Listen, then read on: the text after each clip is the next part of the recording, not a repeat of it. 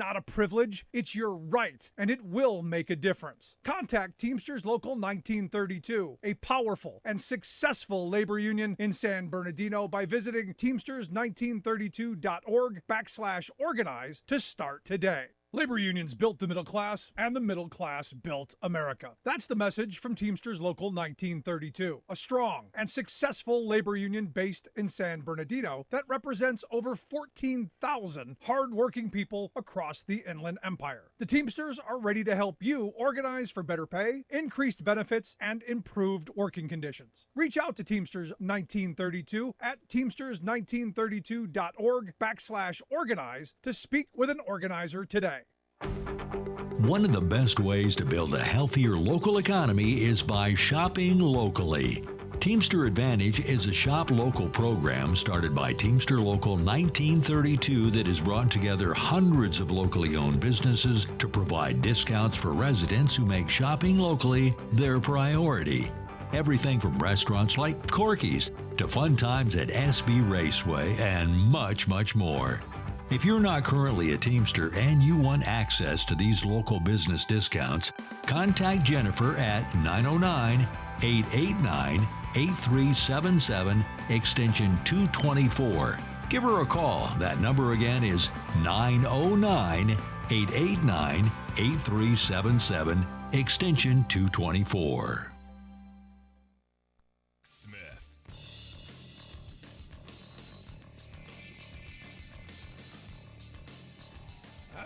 Welcome, brothers, sisters, working class heroes. This is the Rick Smith Show. Thanks so much for being here. Today on the big program, lots to get to, lots to talk about. On Tuesday, Senator Ed Markey, Representative Hank Johnson introduced a piece of legislation to, as they say, rein in the Supreme Court, stop the thievery of the court. They said undoing the Republican thievery and adding 4 seats to the Supreme Court would help level out the sanity, get us back on track of being a sane nation. You had Hank Johnson, who said a 6-3 far-right supermajority on the U.S. Supreme Court threatens our rights, our democracy, and our planet. Republicans captured the court against the will of most people. Now I got all my right-wing friends. No, we knew what we were doing. And they did. The moneyed interests surely knew exactly what they were doing when they were packing the court. And understand, there's an argument to be made. I was right there during the we're not going to give Merrick Garland a hearing. We're not going to even attempt to confirm him because it's an election year. And I remember saying at the time, when it turns around, when the shoe's on the other foot, oh boy, you better believe they don't believe any of this stuff. It's about power. And for me, I kept saying, Dems keep playing by the rules. And we pay the price for it because Republicans, no rule applies to them. They'll just make up new ones and then rewrite the old ones. So we're in this position where you've got a 6-3 Supreme Court that is, way out of the mainstream, off to the radical, to the right, and something's got to be done about it. And I was saying back when the whole Merrick Garland thing is going on, this is the hill you die on. Because if you have a extraordinarily radical Supreme Court doing really crazy things that the mass of the people don't want, there's going to be problems. Now, people go, well, it's always been 9 Supreme Court justices. Yeah, it's been 9 justices since 1869. That is true. But it's been 10 before. It's been 6 I think it was 6 for a while. There's a way to change this. And Ed Markey and Hank Johnson have introduced legislation to go forward. They had a press conference on Tuesday. Minnesota Senator Tina Smith was there speaking. Also Representatives Cori Bush, Adam Schiff, out saying, hey, this is something that we need to do. Now you go, why add 4 to get to 13? Well, you could argue that that's the number of courts of appeals. You've got the 11 numbered circuits plus the D.C. circuit and the federal circuit. So you got 13 circuit courts. You could argue that's it. Or you could just say, look, at the end of the day, the pendulum has swung way too far. The current court has been repealing the 20th century right before our very eyes, as I have been saying for years. This is not new and should not be news. I've been saying for years this court is in the pocket of corporate America and now in the pockets of theocrats. That's the corporate theocrats. That's scary stuff. And look, what's going to happen over the next several years if nothing is done is you're going to get a handful of cases, 4, 5, 6, who knows, each and every year. That's going to shred the fabric of who this country is. Going to shred what we know of the rule of law. Because you remember, John Roberts, I'm going to call balls and strikes. We believe in decided law. All that's out the window. You look at all of the different kinds of new law we've created. And it's always working people who get the screws.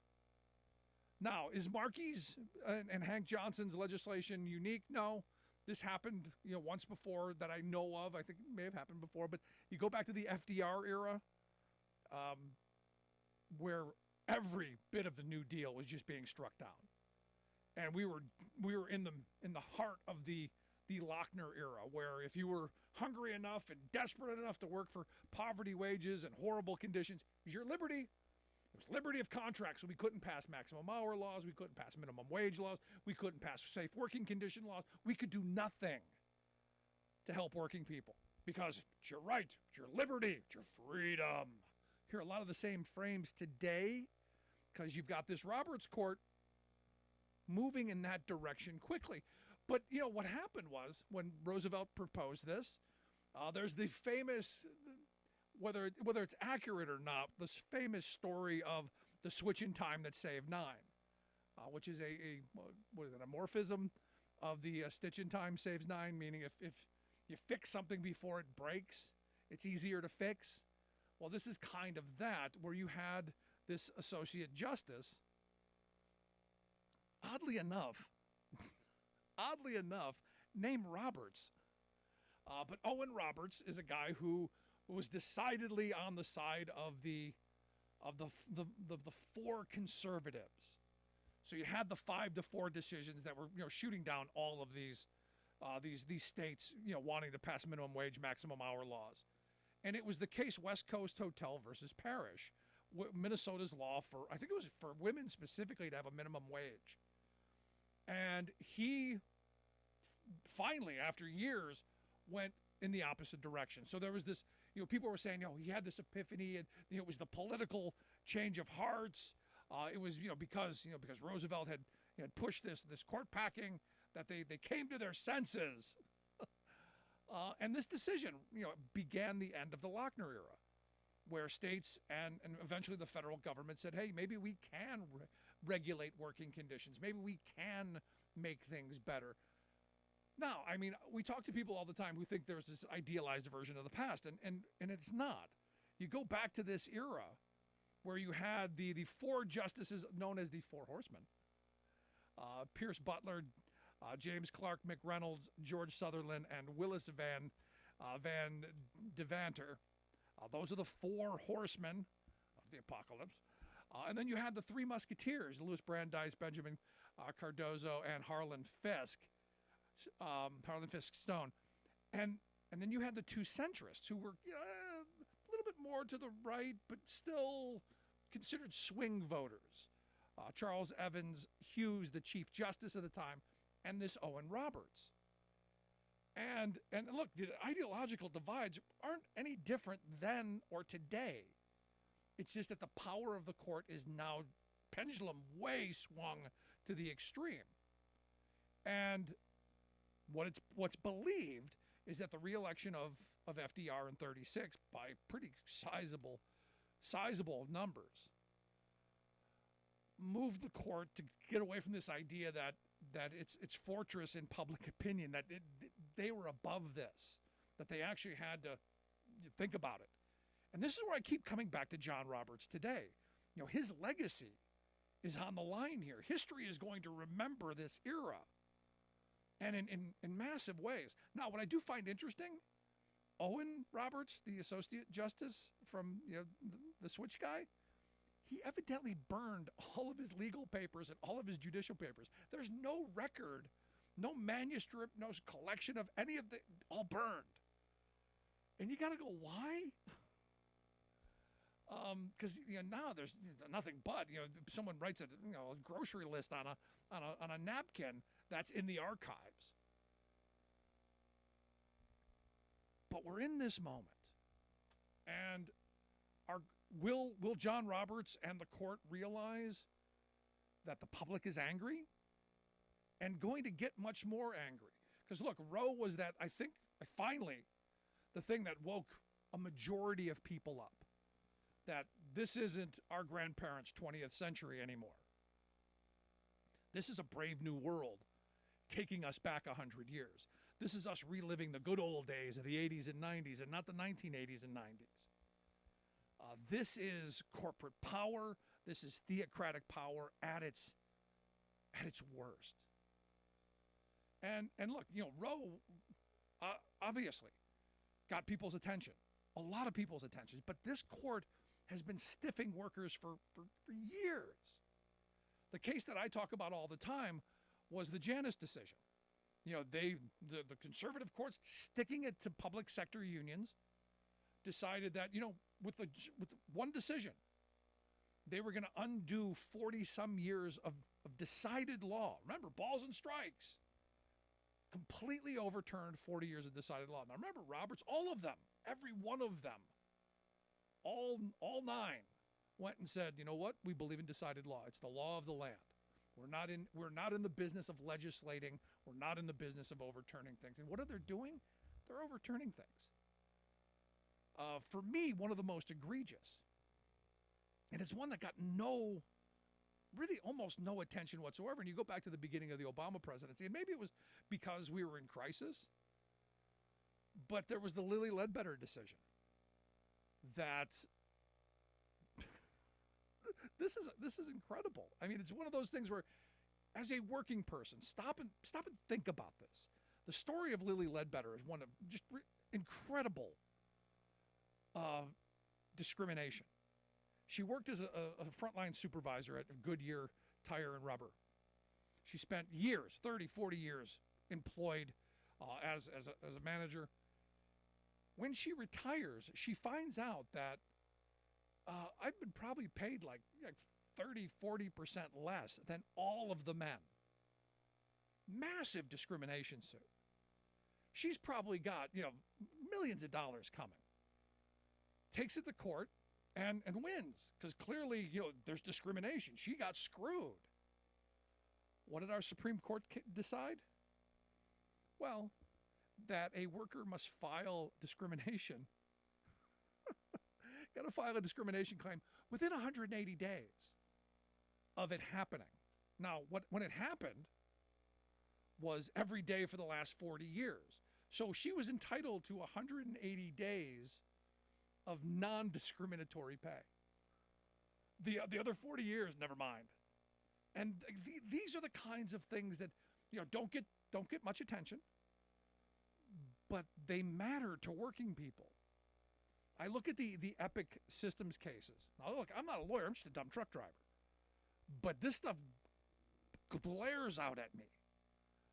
Back in 2018, you had the Epic System cases that made law that workers would be required to sign forced arbitration agreements. And I think about my aunt, because my aunt called me when this happened. And she said, I've been at this company 20 years. My boss walked in, put a piece of paper on the table, set it in front of me and said, sign it or pack your stuff and leave. Let that sink in for a second. Been there 20 years. This little piece of paper, so important that she had to sign it or she was fired. And guess what? The court would have upheld it because workers don't have those rights. And I told her at the time, I go, if there was ever a situation where you should be in a union, it was then there. Because guess who doesn't have to sign these forced arbitration clauses? Guess who doesn't have to do that? That's right, people who have union contracts. Because it has to be negotiated. And I don't know any unions. I don't. And if there's somebody out there, please educate me. But I don't know any that force their members to sign forced arbitration agreements. And you go, but Rick, what's a forced arbitration agreement? Well, I'm glad you asked. Because it's not just in work. It's in consumers. Because of the Concepcion case, now you can't file a class action suit because guess what? You signed a forced arbitration agreement. So, yeah, the lesson, if you're going to cheat people out of small amounts of money over large numbers. Because that's what that taught us. But also when you go to the doctor, and this happened to me, and I still remember it like it was yesterday. I went into the doctor's office to get a hip injection because my hip was messed up. And they hand me a stack of papers, and I read everything. And as I'm going through it, I see this one, and I'm like, whoa, wait a second. This doesn't look right. So I contact my lawyer, and I go, hey, what is this one of these forced arbitration agreements? Do I have to sign this? He's like, no, don't. So I refused to sign it. I gave the papers back, and they flipped through right to that page and go, hey, you didn't sign this. And I said, hey, I'm not going to. So they call me back to the doctor's office, and the doctor is red-faced. Why are you not signing this? And I said, because I'm not. I'm not going to sign my rights away. And he proceeded to tell me how this is a wonderful thing, and it's good for me. Not him. It's good for me. And I'm going, if it were good for me, you wouldn't be all red-faced.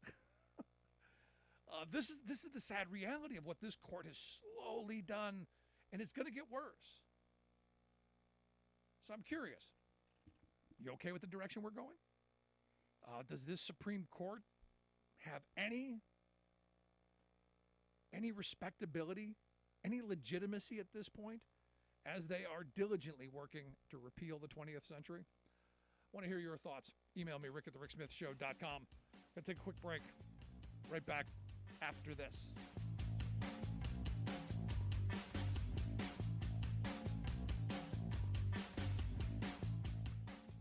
We are AFGE, the American Federation of Government Employees. We represent 700,000 federal and D.C. government workers who are the vital threads of the fabric of American life. We support our nation's military. We take care of our nation's veterans. We protect our nation's borders. We respond to our nation's crises and natural disasters. We provide services to our nation's seniors. The American Federation of Government Employees. We work for America. The phone lines are open. Give Rick a call at 1-866-416-RICK. That's 1-866-416-7425. We are AFGE, the American Federation of Government Employees. We represent 700,000 federal and D.C. government workers who are the vital threads of the fabric of American life. We support our nation's military. We take care of our nation's veterans. We protect our nation's borders. We respond to our nation's crises and natural disasters. We provide services to our nation's seniors. The American Federation of Government Employees. We work for America. Welcome back to the Rick Smith Show. Now, here is Rick Smith. So it's not just on the labor side. Look, well, that's where my focus is. It's what happens to working people. Limiting the ability of workers to join and form unions, limiting the ability of workers to have a voice in the job, limiting workers the ability to be safe at work, limiting the ability of workers to communicate with their co-workers. There's all kinds of stuff, and it's going to get worse, trust me. That threshold is going to get much more pronounced between you're your own person on one side and you're the boss's slave on the other. And understand, where I live in Pennsylvania, their workers' compensation law still states, last time I checked, the employer-employee relationship is one of master and servant. We are moving back to quickly.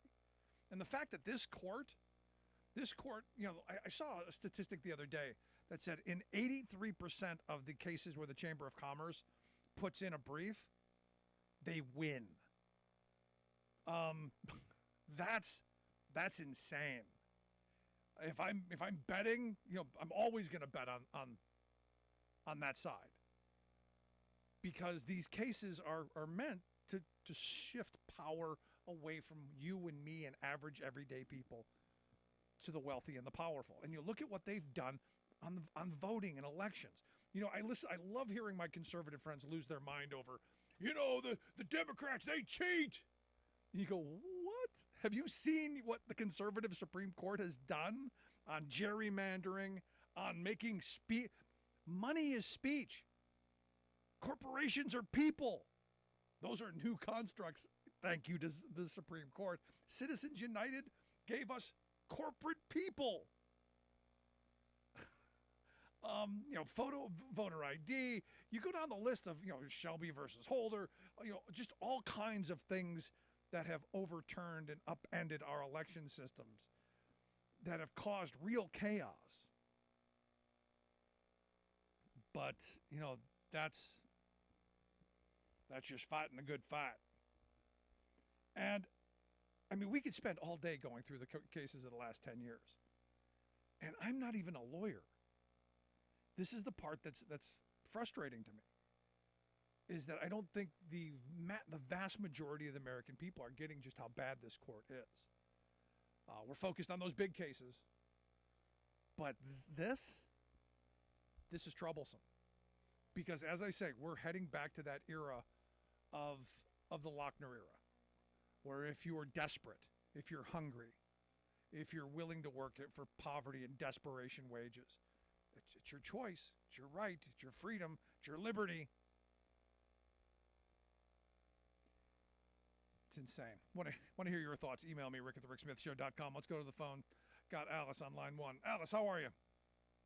Totally insane.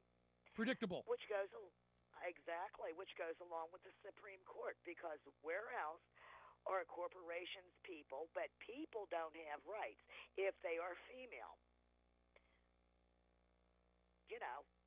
Apparently corpses have rights, corporations have rights, but if you're female, you have no rights over your body, and, you're really not a person. No. The reality is these are original intentists. These are the folks who want to go back to the good old days where women were in the kitchen, gays were in the closet, and blacks were back in the fields. And they're not shy about it. You look at what the cases that they bring, and you look at what they're doing. And look, I said years ago, when they overturn Roe, they're going to come after contraception. That's coming. They're going to come after the sodomy laws of the past. They're going to come after all of this stuff and try and reimpose those good old days. The good puritanical days of the 50s, or what we believe are the puritanical days. Absolutely. And the only problem is these people who claim to be original intentists, they're really not, because they really don't understand. I guess they do understand. But again, they're revising. We have revisionist history going on, because the Founding Fathers were not Christians. They can sit there and scream it, and your right-wing people can sit there and scream that they were Christians from now till Angels Ice Skate when Hades freezes over. And they weren't. They were deists, yes, which is a whole different kettle of fish. But, you'll have that. Have a good evening, Rick. Thanks, Alice. Appreciate it. That's an argument you don't want to get into. Because a lot of the founders, most were deists. There were some Christians, yes, but most were deists. That I guess yeah, a whole argument not even worth having with some. But here's my point. We've got a court that is at this moment being viewed through the lens of being illegitimate, and that's not good for a society. Do I think that these additional 4 justices are going to be put out? I don't think so. And when we come back, we're going to talk with Ed Markey, senator from Massachusetts, to get his thoughts on this. We're in an interesting moment because we see what's coming. I don't know that anyone can now deny what the future is going to bring us. There will be restrictions on contraception. There will be restrictions on same-sex marriage. There will be, going back on all the LGBTQ rights. There's going to be all of this stuff. That whole life, liberty, pursuit of happiness, well, that's going to be only for some. Unless you fit into their little mold, not for you. And while I don't identify with, a lot of the things, I do believe that people have the right to lead their best life, lead the life that makes them happy, the path that they choose, as long as their path doesn't cross over mine or run over my toes. They have the right to do whatever they want. And yet we've got a court who preaches freedom and states' rights, doing everything they can to infringe on your rights, and still sticking it to the states. Very weird. Want to hear your thoughts? Email me, Rick at thericksmithshow.com.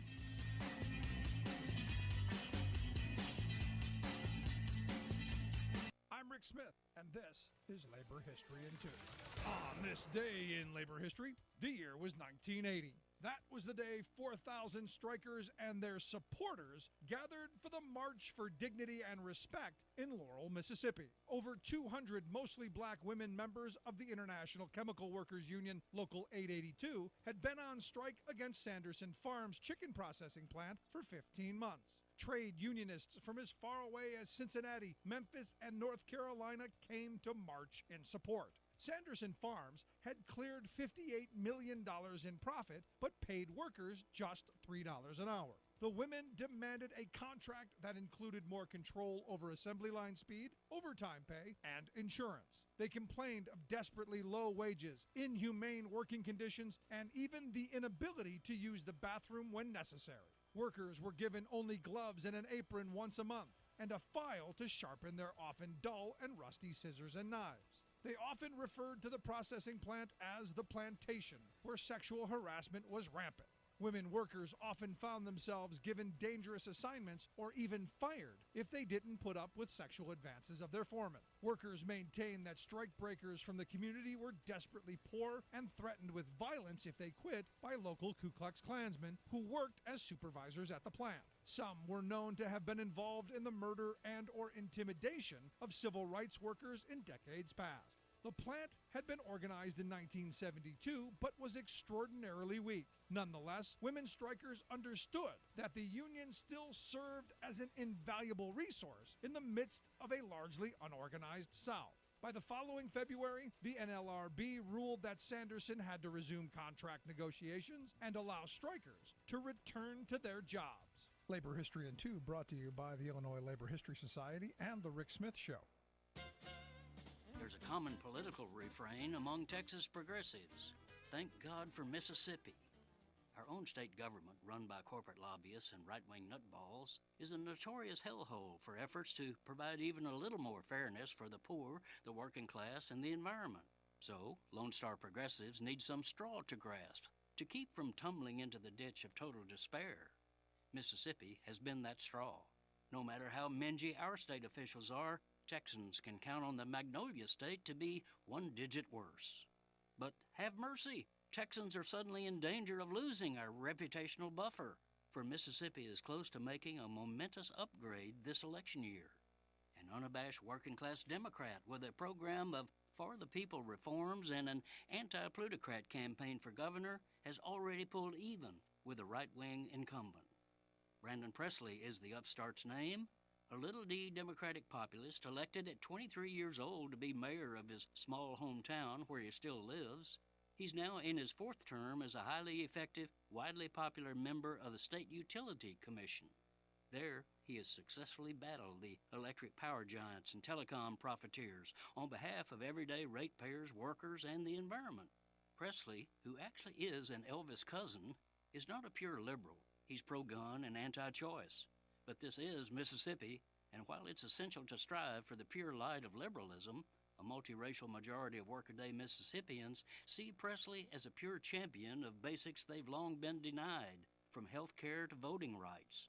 So they're rallying for change. After all, even a dog knows the difference between being stumbled over and being kicked. This is Jim Hightower saying, the people of Mississippi know they're being kicked by the moneyed powers, and Brandon Presley is saying, let's kick back. To learn more, go to Brandon.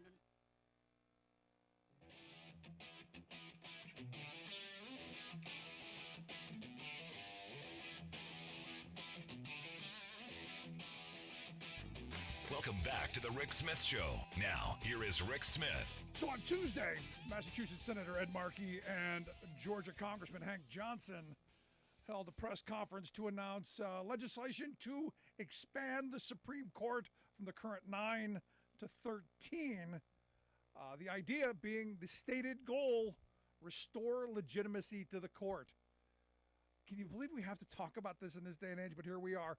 Senator Markey highlighted what he said was head-spinning hypocrisy and called for undoing Republican thievery. Hit a chord with me when he said, hey, don't agonize, organize. Don't get mad, get to work. And that's why we've asked Senator Markey to come share some thoughts with us on how maybe we move this forward. Senator, thanks for taking time for us. I love being with you. Thank you. So this is not a new concept. It's happened some 86 years ago. What are the chances this legislation is going to move and we're going to actually get some sanity into the court? What are the chances of this getting through? It's inevitable that it's going to move, and thank you for saying it's happened before.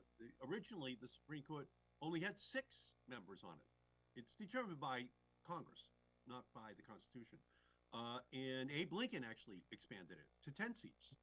Then it got reduced down to 9 seats, which is where it has been. So it's not 9 forever etched into the United States Constitution. This is different. And what's happening, obviously, is that we're living right now in the aftermath of a political heist of 2 Supreme Court seats by Mitch McConnell and by Donald Trump. When Antonin Scalia passed away, they developed a new policy saying, oh my goodness, we cannot confirm a new Supreme Court justice during a presidential year. So they kept the seat vacant for 430 days. Unbelievable. It was like 8 seats for 430 days, so that they could then put Gorsuch on after Trump won. Then this sacred doctrine goes right into the death of Ruth Bader Ginsburg. So she passes away, and all of a sudden, in 30 days, right before the Trump re-election in 2020, they can confirm Amy Coney Barrett.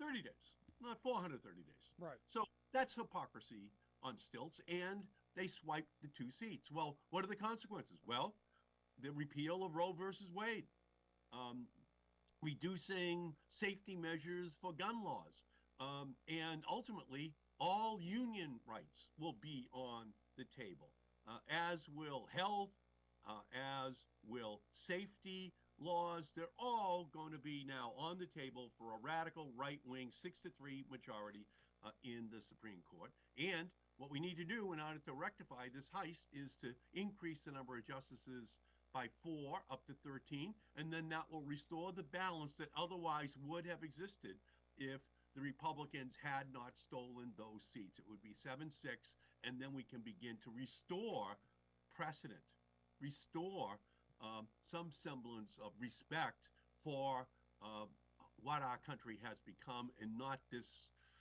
crazy nostalgia for a time that never existed that this Supreme Court majority now seeks to impose upon us, something from 50 years ago, 60 years ago, 70 years ago. And ultimately, I believe that every session of the Supreme Court, coming up, by the way, just in June of this year, they're gonna basically make 5 or 6 decisions that are gonna outrage the American people. Right.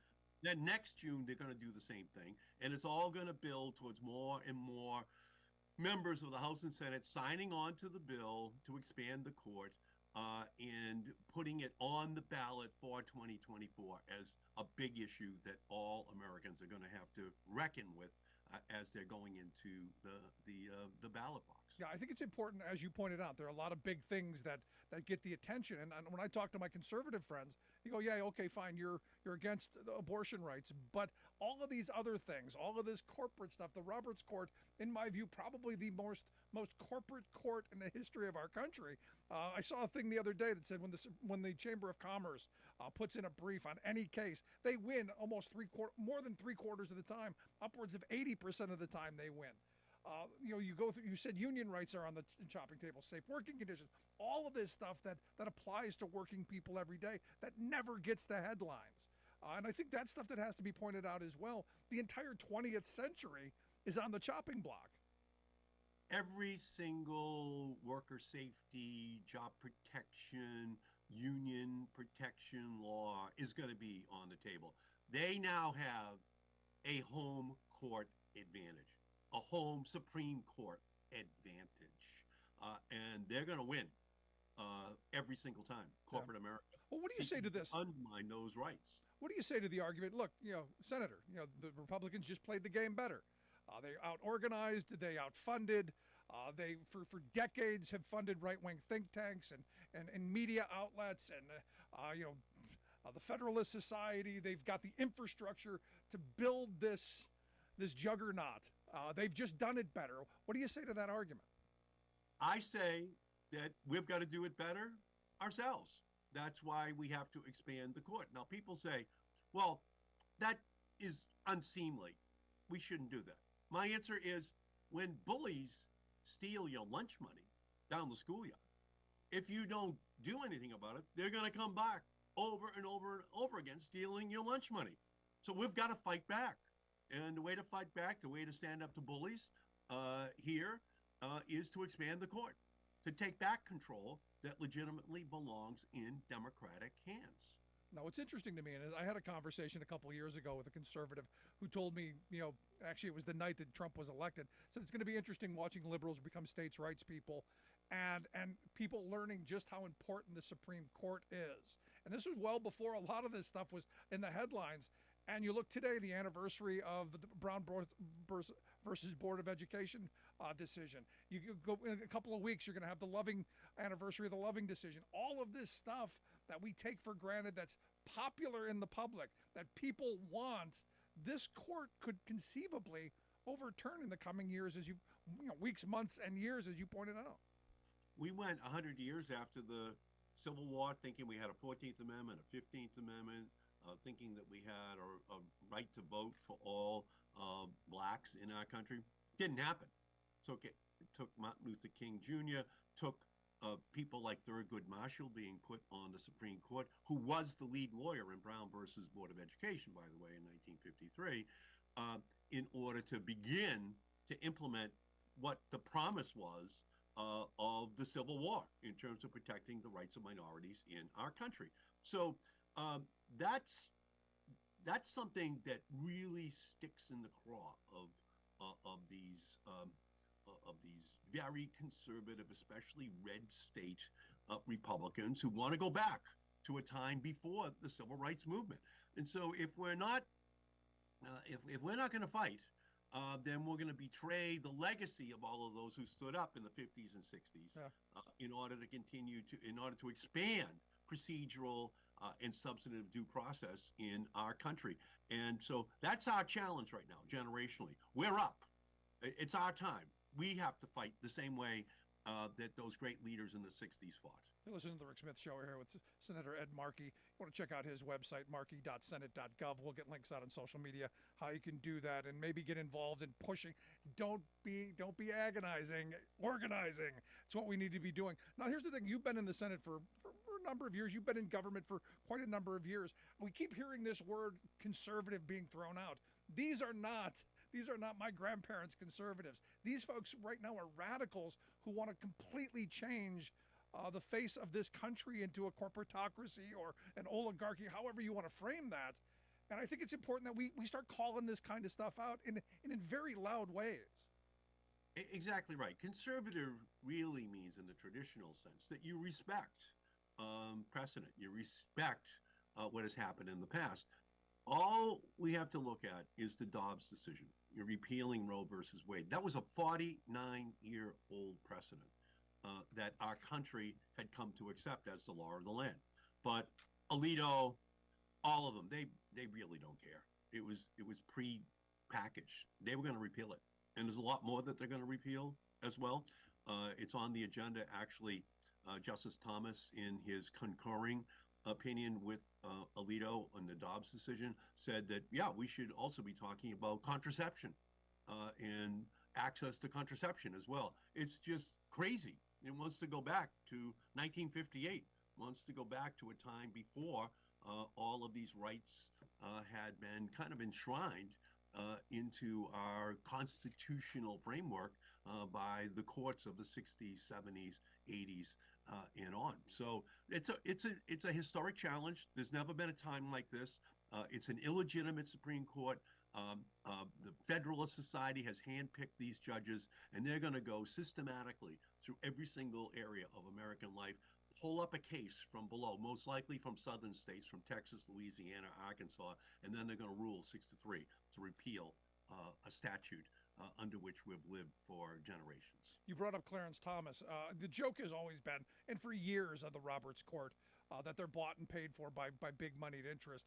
We're now finally seeing in public that, I guess what I've learned from Clarence Thomas is I've got the wrong friends. I've never had anyone buy me real estate or take me on $500,000 vacations or pay my kids tuition. This to me is a real problem that is still not being addressed.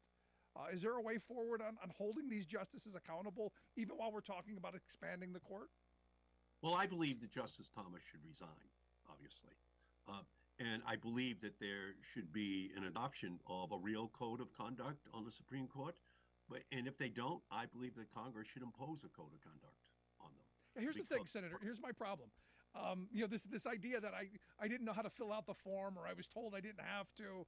If I fill out a government form improperly, if I make these statements, bad things happen to me. And look, I'm not a Supreme Court justice, but saying that the forms, it seems like a reach to me. Where the average everyday working person is going, hey, there'd be consequences for me if I did this, probably going to jail. Why doesn't it apply to someone like Thomas? Precisely. So we are, thanks to Justice Thomas and his wife, Ginny Thomas, we're in that discussion, really a needed discussion in our country. And I think that we can give them, the opportunity to put together their own code of conduct at all of the federal judiciary levels below the Supreme Court. There is a code of conduct, and if they don't, I think it's time for us to have that debate. No, and the other part of this is, I'm sure you saw the CNN Trump thing that happened the other day, the town hall, where Trump came out and admitted, hey, that Roe thing, I did that. I'm the one who overturned Roe because I got you 3 justices. Is there a moment where we go, all 3 of those people came and perjured themselves in front of the Senate? Because I got to assume that for Trump to make that kind of claim, he had to have assurances that these folks were on the right page. Well, look, people think that Supreme Court justices serve for life, but actually they serve for good behavior. The problem is to remove a justice would require 2/3 most likely of the Senate in order to accomplish that goal. And at this particular point in time, that's not going to be possible. Yeah. What will be possible is for us to inject all of these issues into the 2024 election cycle so that everything is on the table, and the Supreme Court will be the ultimate arbiter of whether or not those rights, those protections for all Americans in all aspects of their lives are protected. Especially, my father was a union guy. My father was a local vice president of an electrical union. He used to hold up his finger that got cut off when he was a young man working in a factory, and he'd go, Eddie, that was before OSHA, that was before OSHA. Then he'd have another finger that he'd use in order to describe how he felt about pre-OSHA, pre-labor protections that were put on the books. All of it, all those safety laws, all those wage protections, all of those, are all going to be on the table at the Supreme Court. So we can't, as you said, we can't agonize. We have to organize. Yes, sir. It reminds me of an interesting story. Last summer, we did a Working Class Heroes radio tour, and we were up in Scranton, Pennsylvania, and we went to one of the coal mine tours. And the guy was talking about the working conditions there and how they were working in knee deep of muck and feces and horrible stuff, and the conditions were just deplorable. And a woman behind me goes, "Where was OSHA?" Because we've become so accustomed to having these things that people never understood or it never dawned on her that there was a before OSHA, which I found very interesting. Last line of questioning I've got for you, because on the labor rights front is where I spend most of my time. I've been saying since Roberts came around that Their goal is to take us back to the Lochner era. To where if you're desperate enough and hungry enough to work for poverty wages, in deplorable conditions, hey, that's your freedom. That's your liberty to go and do. And I see incrementally us moving back that way. Janice took union rights away from the public sector workers. Concepcion did the whole forced arbitration stuff. There's case after case after case going against working people. I don't know that we spend enough time talking about that. I think that's something we should be really highlighting more. My father always used to say, Eddie, you can't beg for your rights. You got to take them. You got to fight for them. So everyone should understand it's all on the table with the Supreme Court. Every June from now until we expand the court are going to be ripping away these rights, these protections. So what do we do? What's the marching order? What do we do tomorrow? What do we do right now? We need a Democratic House. We need a Democratic Senate. We need to keep Joe Biden in. Then we need to expand the court. We can do it if we there you go. Construct that. And so that means 2024 decision time, because this illegitimate far right-wing Supreme Court is aiming at every one of these rights and protections. And because it's corporations that created this entire Heritage Foundation, Leonard Leo world out there, they're principally aiming at the protections which workers have received from corporations over the years through legislation or through court decisions. So it's all on the line. And I just hope that your listeners understand this. This is the moment, the existential moment. We have to keep Joe Biden. We got to get back 4, 5 more seats in the House, hold on to the Senate, and then let's just do what needs to be done. We cannot allow the bullies to continue to take our lunch money. We got to fight with the same intensity, the same passion that they do. And your listeners are those people. They are the workers. They are the fighters. They are the people who know that the unions built the middle class in our country.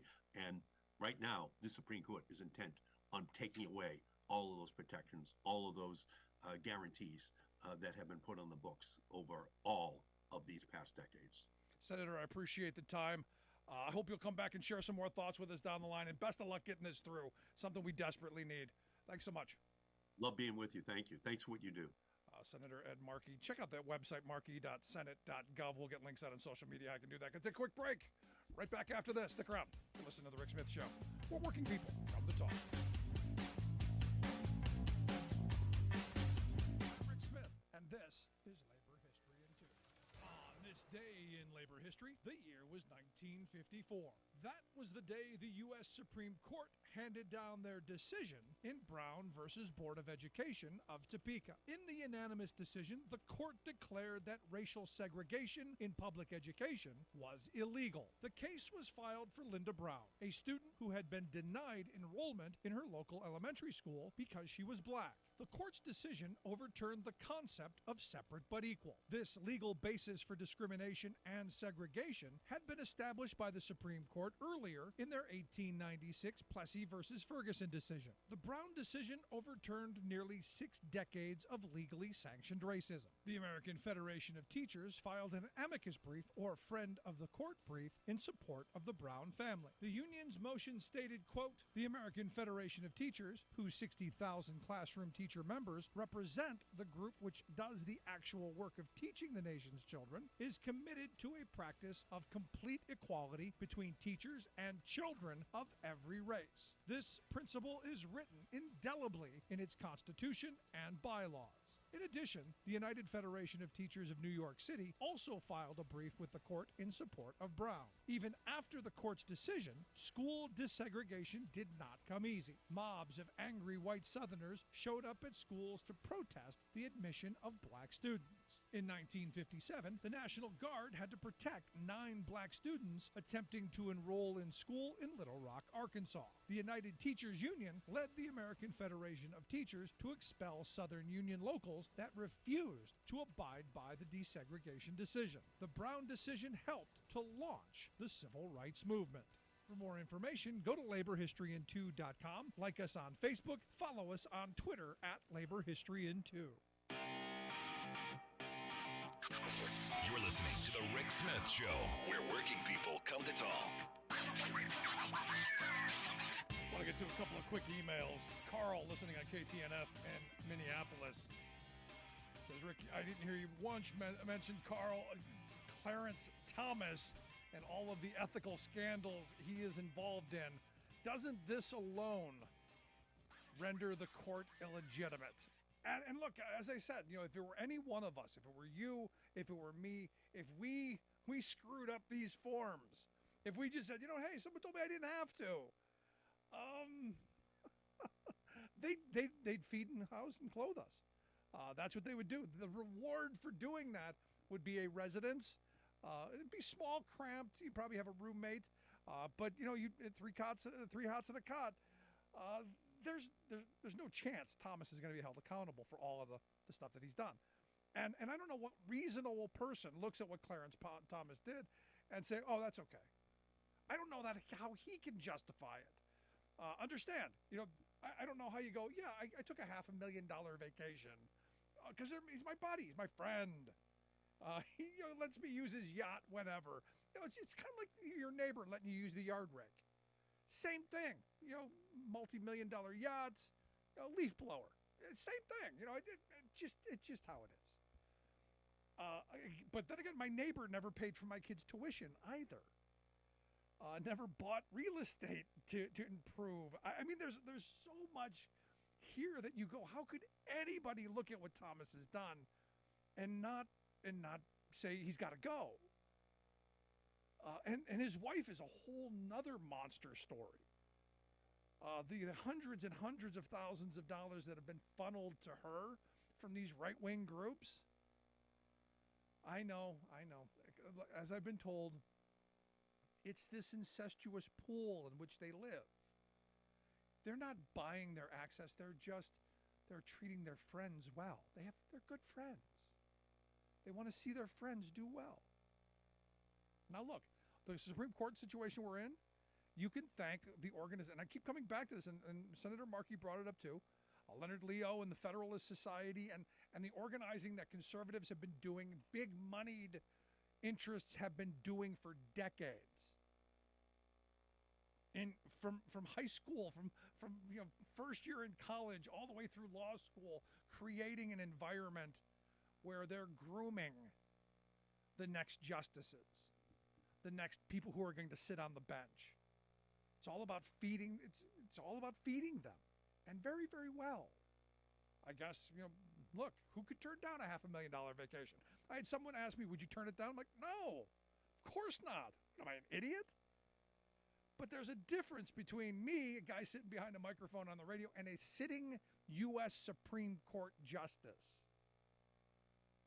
who has the hopes, the dreams, the legitimacy, the faith of 350-some million people.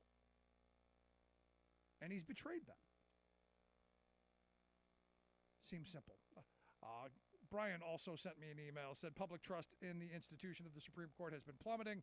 Combine their decisions on voting rights, money, and politics, and then taking away Roe with the attempted insurrection and Trump saying he's going to pardon the insurrectionists if reelected.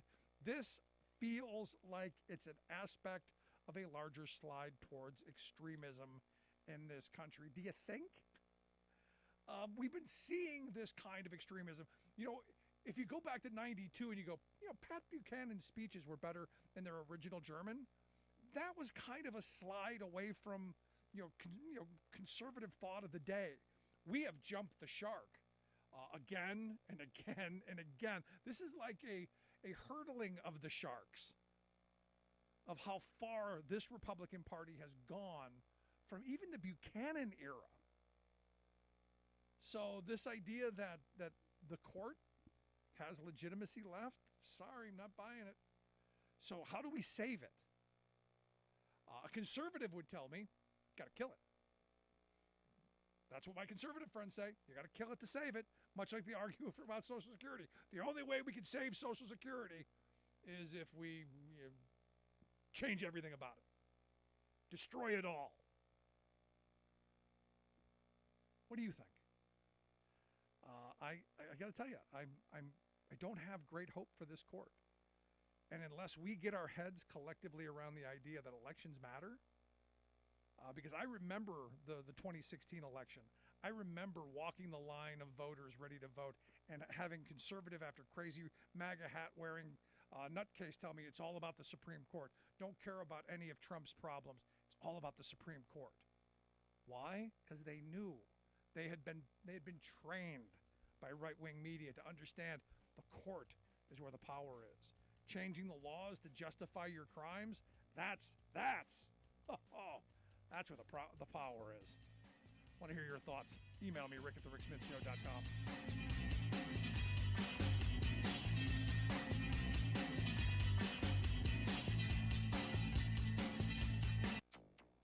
Hundreds of thousands left their homes. Evacuations accredited for saving lives as the extreme weather continued to disrupt them. Powerful cyclone Mocha causes widespread destruction in Myanmar.